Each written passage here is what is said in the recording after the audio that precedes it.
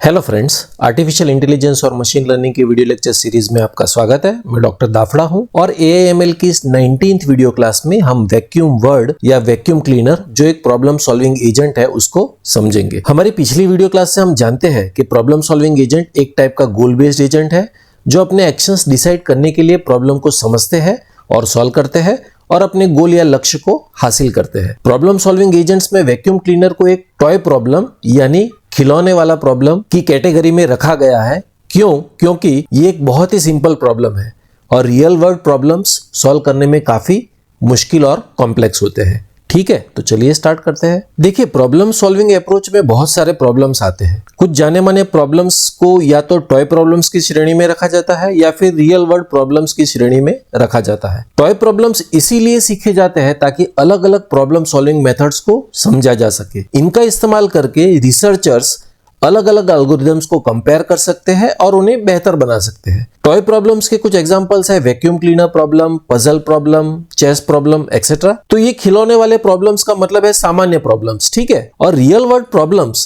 काफी मुश्किल होते हैं और इन प्रॉब्लम से हम इंसानों को वाकई में फर्क पड़ता है। फॉर एग्जाम्पल डिजाइन, प्लानिंग, जैसे कि VLSI लेआउट डिजाइन प्रॉब्लम, रास्ता ढूंढने वाला problem, travelling salesman problem, robot navigation problem etcetera. और हमारी पिछली वीडियो क्लास में हमने ट्रैवलिंग प्रॉब्लम को समझा था।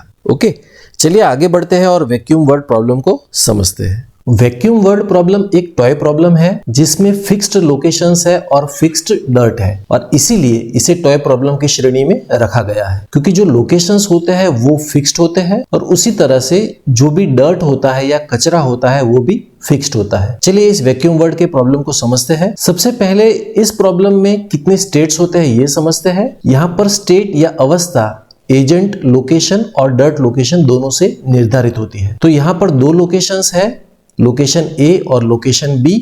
तो हमारा वैक्यूम क्लीनर एजेंट दोनों में से किसी एक लोकेशन में होगा। यहाँ पर ये लोकेशन A में मौजूद है और ये दोनों लोकेशन में कचरा हो भी सकता है और कचरा नहीं भी हो सकता है और इसीलिए इसके 2 × 2⁻², which is equal to 8 possible word states होंगे। कैसे 8 स्टेट्स होंगे?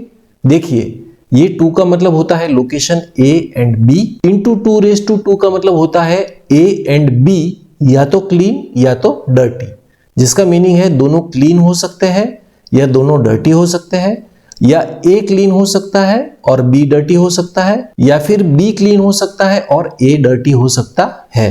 ठीक है, अगर 2 से ज्यादा लोकेशंस होंगे तो n × 2⁻n possible word states होंगे। ठीक है, देखिए यहाँ पर सारे 8 स्टेट्स दिखाए गए हैं। जैसे कि स्टेट नंबर 1 में एजेंट लोकेशन A में है जो डर्टी है और लोकेशन B भी डर्टी है। स्टेट 2 में एजेंट लोकेशन B में है जो डर्टी है और A भी डर्टी है। स्टेट 3 में एजेंट लोकेशन A में है जो डर्टी है मगर लोकेशन B क्लीन है और इसी तरह से बाकी के सारे स्टेट्स दिखाए गए हैं। और यहाँ पर हमारा गोल स्टेट होगा स्टेट 7 या स्टेट 8, जहां पर दोनों लोकेशन A और B क्लीन होंगे। ओके, हमारी पिछली वीडियो क्लास से हम जानते हैं कि प्रॉब्लम फॉर्मुलेशन के 5 अलग अलग स्टेप्स होते हैं। हम समझेंगे कि कैसे इन 5 स्टेप्स को फॉलो करके हम वैक्यूम क्लीनर प्रॉब्लम को सॉल्व कर सकते हैं। फर्स्ट स्टेप है इनिशियल स्टेट। कोई भी स्टेट को इनिशियल स्टेट की तरह लिया जा सकता है। क्यों? क्योंकि vacuum cleaner agent room A से स्टार्ट कर सकता है या फिर रूम B से भी अपना काम स्टार्ट कर सकता है। नेक्स्ट स्टेप है एक्शंस। हर स्टेट के सिर्फ 3 एक्शंस होंगे, लेफ्ट जाना, राइट जाना या डर्ट को सक करना, और इसका पूरा स्टेट स्पेस रिप्रेजेंटेशन इस फिगर में दिखाया गया है। इस फिगर में ये कैपिटल L का मतलब होता है लेफ्ट मूवमेंट, कैपिटल R का मतलब होता है राइट मूवमेंट और कैपिटल S का मतलब है सक। नेक्स्ट स्टेप है ट्रांजिशन मॉडल। एक्शंस का उनके नाम के मुताबिक अपेक्षित प्रभाव पड़ेगा और सिर्फ 3 अपवाद होंगे। लेफ्ट मोस्ट स्क्वायर में लेफ्ट मूवमेंट का कोई प्रभाव नहीं पड़ेगा, इसी तरह से राइट मोस्ट स्क्वायर में राइट मूवमेंट का कोई प्रभाव नहीं पड़ेगा और क्लीन स्क्वायर में सक का कोई प्रभाव नहीं पड़ेगा। तो यहां हम देख सकते हैं कि लेफ्ट मोस्ट स्क्वायर में लेफ्ट मूवमेंट का कोई इफेक्ट नहीं होता है और उसे इस तरह के सर्कुलर आर्क से दिखाया गया है।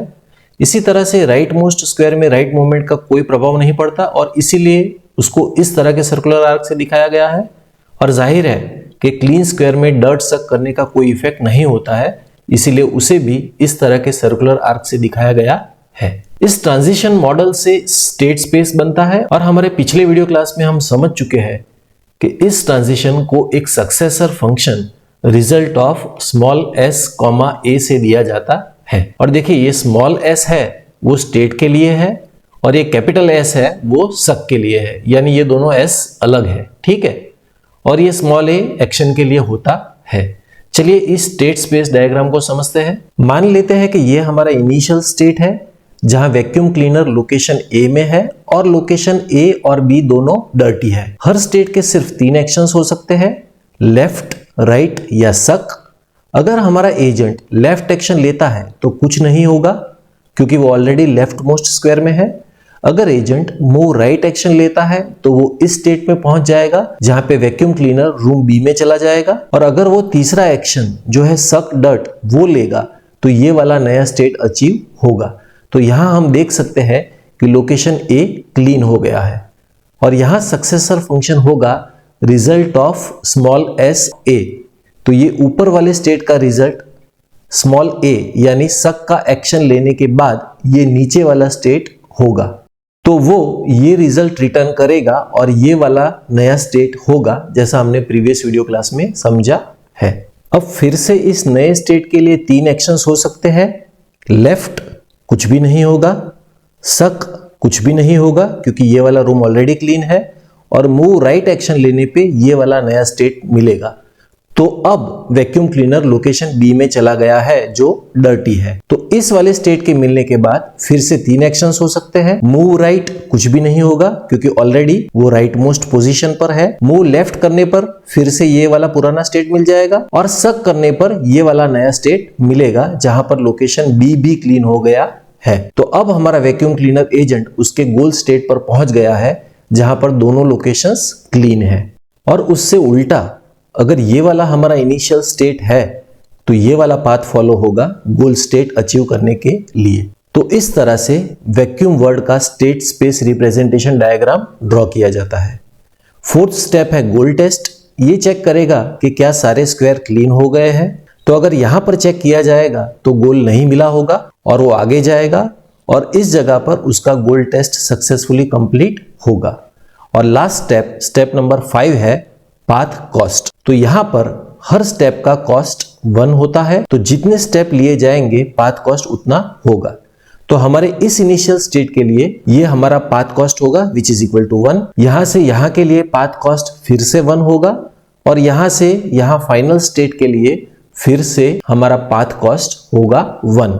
तो हमारा टोटल पाथ कॉस्ट होगा 1 + 1 + 1 विच इज इक्वल टू 3। इसी तरह से इस वाली इनिशियल कंडीशन के लिए भी पाथ कॉस्ट इक्वल टू 3 होगा। तो इस तरह से वैक्यूम क्लीनर प्रॉब्लम सॉल्व किया जाता है। तो इस वीडियो क्लास के लिए इतना ही। Thank you very much.